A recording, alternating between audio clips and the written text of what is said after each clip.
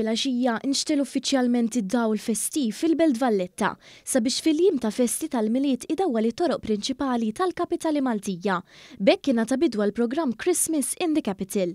L-luf ta' Maltin għawċin kif ukoll turisti li ser iżuru l-belt f'dan iż-żmien ta' ferħu ċelebrazzjonijiet se jaraw quddiem għajnejhom dawli kulurit u mill-isbaħ, ferm differenti minn dak ta' snin ta' qabel. Minn barra dwar hemm ukoll qatt ta' siġar tal-miliet armati fit-toroq u l-pjazzi sewlenin tal-kapitali kif ukoll Presepju fi Pjazza San Juan.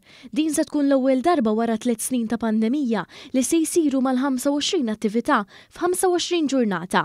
Iċ-ċermen tal-Aġenzija Kulturali tal-Belt Valletta Jason Mikallef qal li l-idea li l-miliet jiġi ċelebrat kmieni intlaqet tajjeb ħafna mill-pubbliku. Kuntenti ħafna li l-lejla tajna bidu għal programm enormi, l-ikbar programm li qatt kellha l-Aġenzija Kulturali għal-Belt Valletta f'dak li għandu x'jaqsam ma' ċelebrazzjoni sbieħ tal-miliet. Naturalment huwa programm ibbażat biex jolqot il-gosti tal-familja kollha fuq 25 ġurnata kważi minn issa sal-miliet kollu, naturalment imbagħad hemm ukoll iċ-ċelebrazzjonijiet tal-aħħar tas-sena. Ma kif qed jidher ukoll fl-isfond il-lejla wkoll tajna bidu u varajna set sabiħ immens ta' dawl mill-isbaħ fi triq nofsinhar South Street fl-isfond tiegħi triq Repubblika, triq Merkanti u pjazzi oħrajn ewlenin fil-Belt Valletta, l-Presepju, is-siġra tal-miliet quddiem il-Parlament ta' Malta u allura jiena apparti li nawgura minn issa l-isbaħ jiem ta' fessi il-jiem li ġejjin u l-ġimgħat li ġejjin, naturalment nistiedel in-nies biex jidħlu fil-Belt Valletta bin-numru tagħhom numerużi mal-familji tagħhom hawn ħafna xtara u ħafna wkoll xi jiddevertu għaliex il-programm kif diġà għad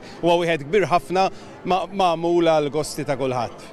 Min-naħa tiegħu il-Ministru responsabbli mill-Kultura u Bonnici qal il-Belt Kapitali tagħna hi tradizzjonalment il-post fejn il-familji Maltin u Għawċin jinġabru biex jiċċelebraw flimkien il-jiem tal-miliet.